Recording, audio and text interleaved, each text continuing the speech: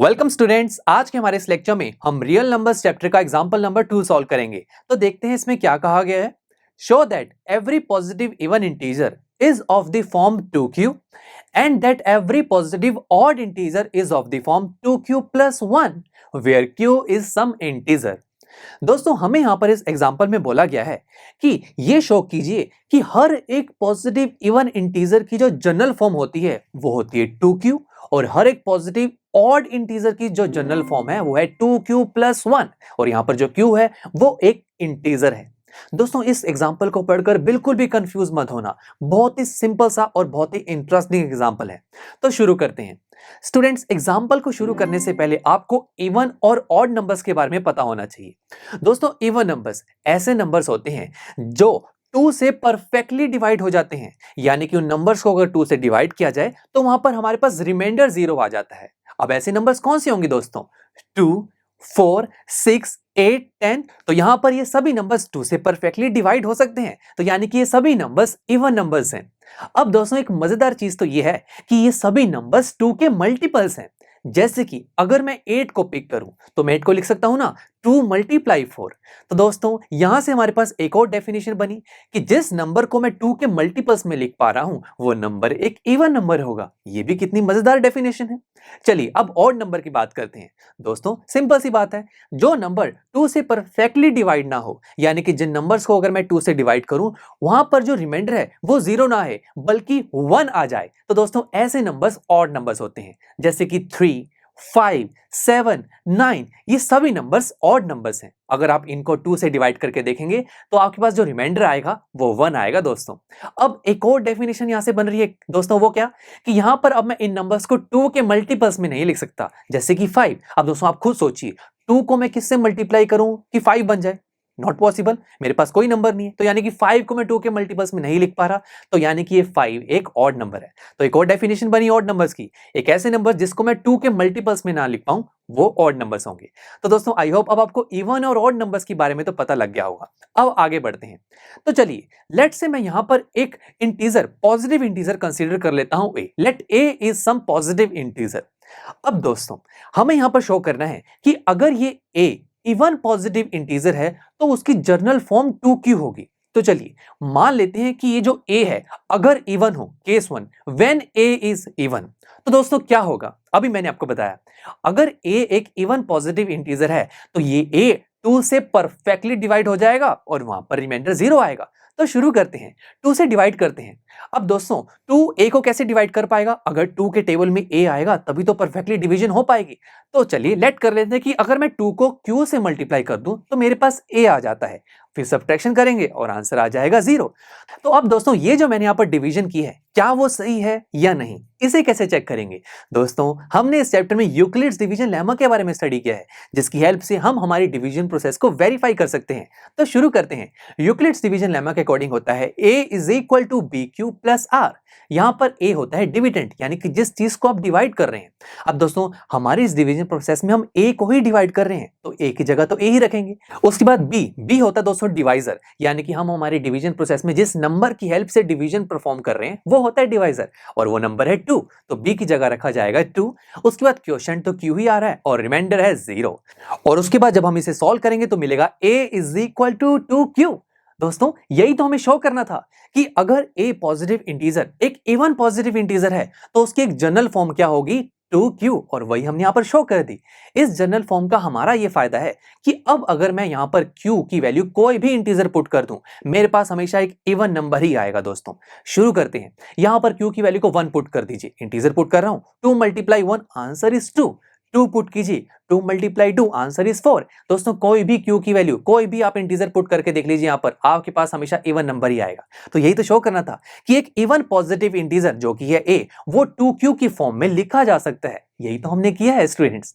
चलिए ये तो केस 1 की बात हो गई। अब लेट्स से हमने जो ये पॉजिटिव इंटीजर कंसीडर किया था ये एक ऑड इंटीजर है, तो लेट्स से हमने माना कि a एक ऑड इंटीजर है। तो यहां ऑड पॉजिटिव इंटीजर का मतलब ये हुआ कि अब अगर मैं a को 2 से डिवाइड करना चाहूं तो वो परफेक्टली डिवाइड नहीं होगा, वहां पर रिमाइंडर हमारे पास 1 आएगा, 0 नहीं आएगा। शुरू करते हैं, डिवीजन परफॉर्म करते हैं। स्टूडेंट्स देखिए हमने डिवीजन सेटअप क्रिएट किया।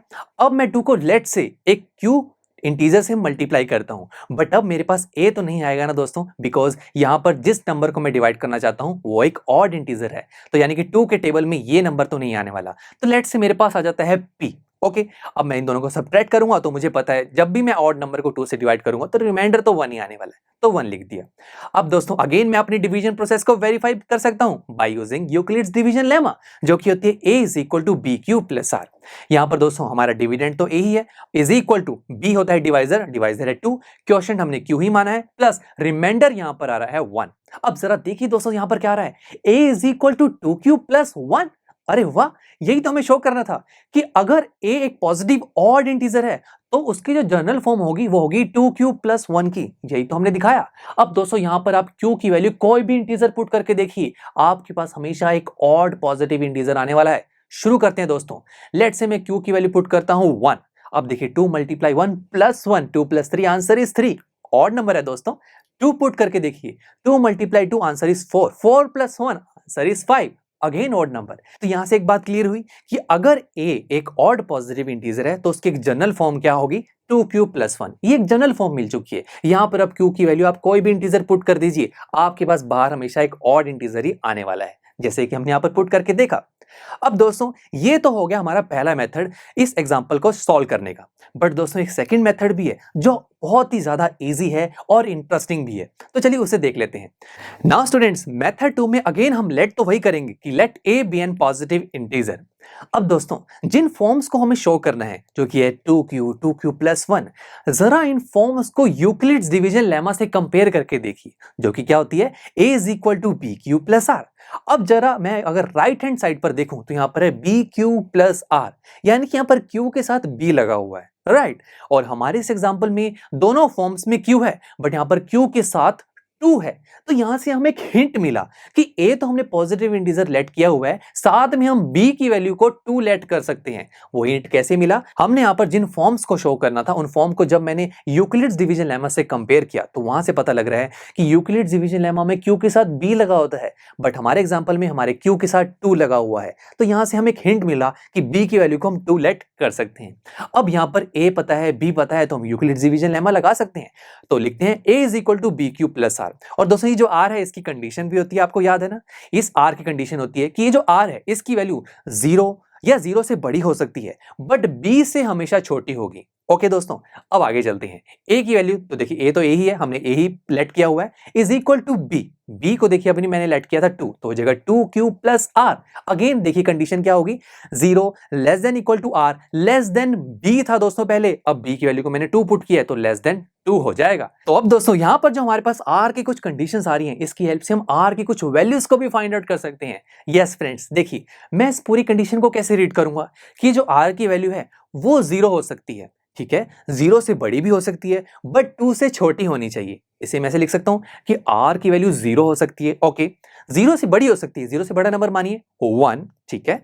2 नहीं मान सकते, व्हाई, बिकॉज मैंने बोला r की वैल्यू 0 होगी, 0 से बड़ी होगी, बट 2 से छोटी होगी, और इस रेंज में तो 0 और 1 ही आएंगे दोस्तों, राइट। तो r की 2 वैल्यूज मिल गई। चलिए 1 बाय 1 इन दोनों वैल्यूज को हमारे एक्सप्रेशन में पुट करते हैं। तो a is equal to 2q plus r था, तो पहले r की वैल्यू 0 पुट कीजिए, तो मिल गया a is equal to 2q। अब r की वैल्यू 1 पुट कीजिए जरा, तो मिलेगा a is equal to 2q plus 1। तो देखा दोस्तों यहां पर वही दो फॉर्म्स ही तो आ रही हैं जिन फॉर्म्स को मुझे शो करना था, बट दिक्कत अभी भी छोटी सी ये आ रही है दोस्तों, मुझे कैसे पता लगेगा कि ये जो 2q है ये इवन है, ये जो 2q प्लस 1 है ये ऑड है, ये तो भी पता नहीं लगा। अभी तो देखिए शुरू से हमने कोई केस डिस्कस नहीं किया इवन और ऑड का, हमने तो जस्ट लेट किया था कि a एक पॉजिटिव इंटीजर है, और ये पॉजिटिव इंटीजर की दो जनरल फॉर्म्स आ रही हैं 2q और 2q प्लस 1। अभी मुझे नहीं पता लगा कौन सा इवन है और कौन सा ऑड। तो देखिए स्टूडेंट्स, मैंने आपको बताया था जो नंबर 2 के मल्टीपल्स में लिखा जा सकता है वो नंबर एक इवन नंबर होता है, राइट। तो यहां पर देखिए ये जो 2q है, अगर मैं 2 कॉमन ले लूं तो लिख सकता हूं 2 मल्टीप्लाई q, तो यानी कि मैं a को 2 के मल्टीपल्स में लिख पा रहा हूं, तो इसका मतलब ये हुआ कि यहां पर a जो क्या होगा, इवन इंटीजर होगा। सिमिलरली अगर यहां पर a is equal to 2q plus 1 की बात की जाए तो दोस्तों यहां पर क्या 2q प्लस 1 में क्या मैं 2 कॉमन ले सकता हूं? No my friends. तो यानी कि यहां पर मैं a को 2 के मल्टीपल्स में नहीं लिख पा रहा, तो इसका मतलब ये हुआ कि जो a is equal to 2q plus 1 की जो फॉर्म है ये एक ऑड इंटीजर की फॉर्म है। तो दोस्तों इसे आप वेरीफाई भी कर सकते हैं। कैसे? q की वैल्यूज को पुट करके देखिए, जैसे हमने पहले पुट किया था।